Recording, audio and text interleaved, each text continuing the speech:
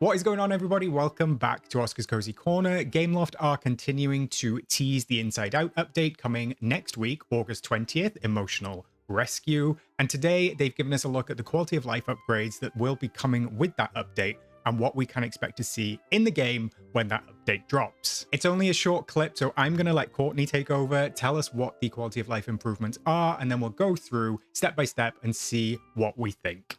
Emotional Rescue arrives August 20th, bringing with it some incredible new features and quality life improvements. Rotate away with the ability to now place fences diagonally. Perfect for decorating alongside your diagonally placed paths introduced in our last update, The Mysteries of Skull Rock. Place additional villager stalls throughout both our expansion passes, Disney Dreamlight Valley's A Rift in Time and Disney Dreamlight Valley The Storybook Vale, to create new, upgradable versions that will offer resources related to the valley in which they are situated. Speaking of expansions, owners of Disney Dreamlight Valley A Rift in Time can expect the addition of 3 new floating islands in this update.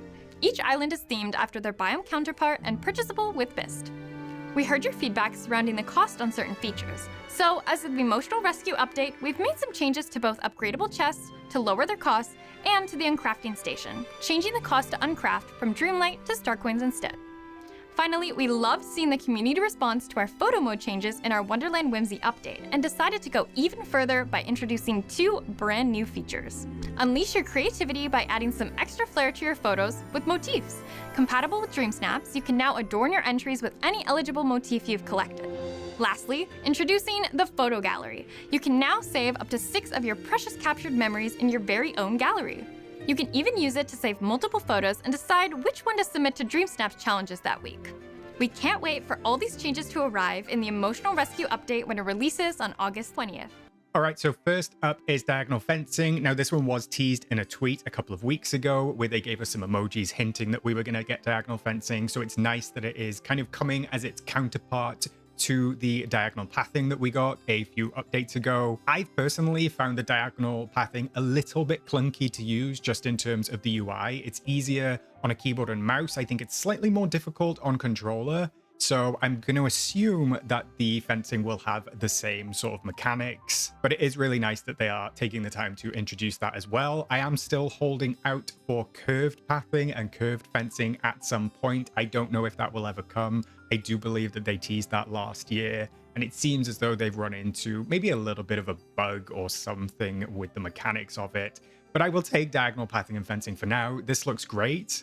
Courtney does go on to say that we are now able to place different stalls in the expansion passes. So we can place a Tiana stall, we can place an Aladdin stall in both A Rift in Time and the Storybook Vale, which is a bonus. I know that is a real big wishlist point for a lot of people in the community. I have always thought it would be really beneficial to have those stalls in the expansion passes as well, because it just makes them feel a little bit more alive and a little bit more integrated with the main game.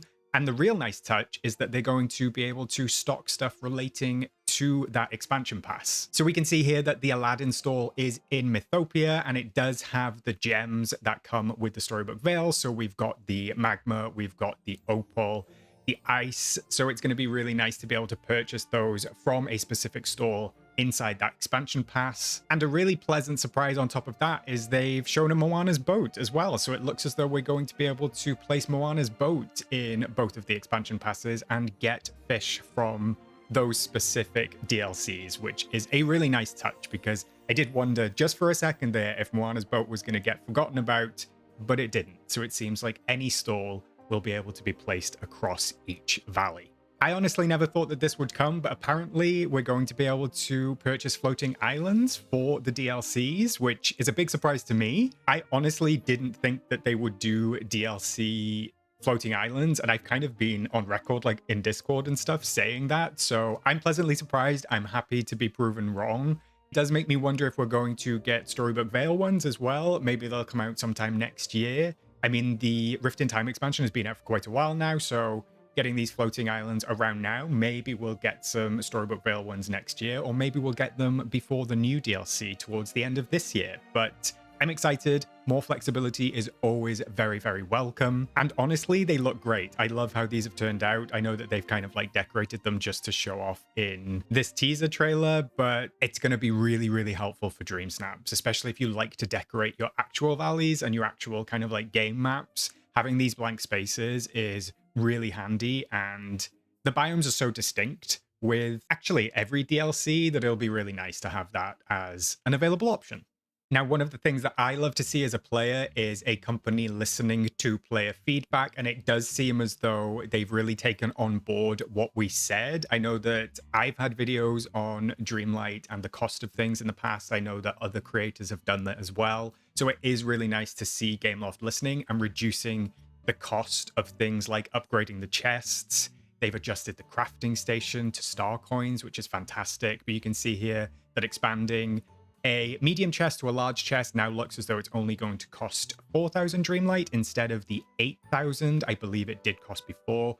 I'm hoping somebody ran the numbers and worked out that actually it was always cheaper to just make one from scratch than it was to upgrade, so it was kind of a pointless feature, but it's really nice that that's been rectified and adjusted. And the real big one for me is what I actually said from the moment the uncrafting station went live, is that it should never have cost Dreamlight. I know that they reduced it in the last update again. It should never have cost Dreamlight. It should have always cost star coins, and they've taken that feedback on board. So you can see here that uncrafting a pool is only going to cost you 220 star coins, and you will get back 300 stone and 50 wood. So I mean, that's far better. It's going to be used by many more people. I'm going to get it back out and I'm going to use it again now, so that's a real bonus. And thank you, Gameloft, for listening. I know that that was a real kind of like pain point for a lot of players, so I'm glad that you've taken that on board, and it is a very, very welcome addition.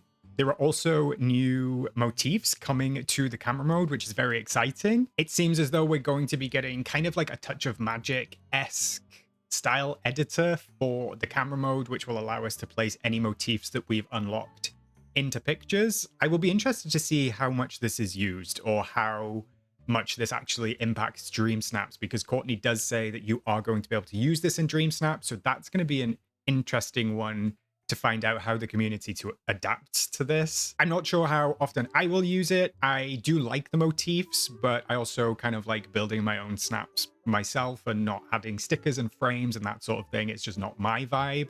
But I do hope that there will be somebody very creative out there that uses it in a remarkable way. And if anybody's going to do it, it is going to be this community. We now also are getting an in-game photo gallery, which is a nice touch, I suppose. And I only say I suppose because, again, it's limited to 6 photos, so I'm not 100% sure why that is. Maybe it's just space on local devices and things like that. I do like the concept of it, so being able to save 6 versions of a photo at once and then decide what to submit to DreamSnaps. If they didn't have that feature, I probably wouldn't use the gallery aspect, but I love that this acts as sort of a draft version or a draft holder for multiple versions of DreamSnap. So if you're really busy and you wanted to take a quick draft one, you could take it and save it, or you could just take multiple versions with different tweaks on the editor, different variations, different filters, decide which one you like best, and then submit it. So that's a real nice touch, because that is the one thing lacking in DreamSnaps at the moment.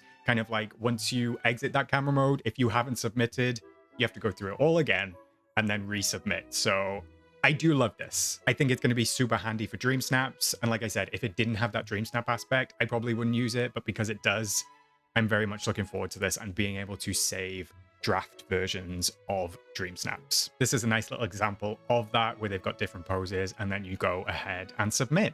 So that is it for this video, besties. That is it for the quality of life upgrades. We've now got characters, star path, and quality of life on the way that we've taken a look at.